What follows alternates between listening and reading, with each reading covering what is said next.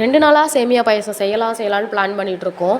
சரி ஓகே இன்றைக்காவது செய்யலான்னு சொல்லிட்டு காலையிலேயே போய் கடையில் திங்ஸ் எல்லாம் வாங்கிட்டு வர சொல்லியிருந்தேன். ஏன்னா ஒட்டுக்கெல்லாம் வாங்கி வைக்கிறது இல்லை, ஏதாவது வேணும்னா அப்பப்போ வாங்கிக்கிறது. ஏன்னா சேமியா பாயாசம் பால் பாயாசம்லாம் எப்பயுமே செய்கிறது இல்லை, என்னைக்காவது கிரேவிங்ஸ் வரப்போ தான் செய்வோம். அதனால் வீட்டில் அவ்வளோலாம் வச்சுக்கிறது இல்லை, கொஞ்சம் கொஞ்சமாக மட்டும் வச்சுப்போம். அப்புறம் மதியம் அவர் ஜவ்வரிசி வாங்கிட்டு வந்துட்டார், சேமியா வாங்கிட்டு வரல. எனக்கு சேமியா போட்டு தான் பாயாசம் வேணுன்றதுனால சரி ஓகே நைட்டு வச்சுக்கலாம். நைட்டு சாப்பிட்டு முடிச்சுட்டு ஒரு 10 மணிக்கு மேலே வச்சு சாப்பிட்டே ஆகணுன்ட்டு வச்சு சாப்பிட்டோம்.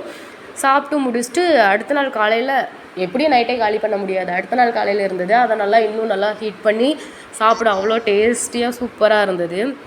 இந்த மாதிரி நீங்கள் யாராவது சாப்பிட்ருக்கீங்களான்னு சொல்லுங்கள். சேமியா பாயாசம் உங்களுக்கு பிடிக்குமான்னு சொல்லுங்கள். நான் இதில் பாசிப்பருப்பையும் போட்டு அது ஏதோ கலவையாக பண்ணி பாயாசம் செஞ்சுருந்தேன், டேஸ்ட் ரொம்ப நல்லா இருந்தது. அப்புறம் இந்த குருமா குருமா இல்லை, இந்த உருளைக்கிழங்கு மசாலா செய்வோம்ல பூரிக்கு, அது நான் உருளைக்கிழங்கு இல்லாமல் செஞ்சுருந்தேன். ஏன்னா உருளைக்கிழங்கு இல்லை, அதனால் அது இல்லாமல் கொஞ்சம் ட்ரை பண்ணி பார்ப்போமேன்னு ட்ரை பண்ணேன். டேஸ்ட் ரொம்ப நல்லா வந்துருந்தது. அது கூட நேற்று வச்ச பாயாசத்தையும் ஹீட் பண்ணி தலைவர் கல்ல கொடுத்து அனுப்பியாச்சு.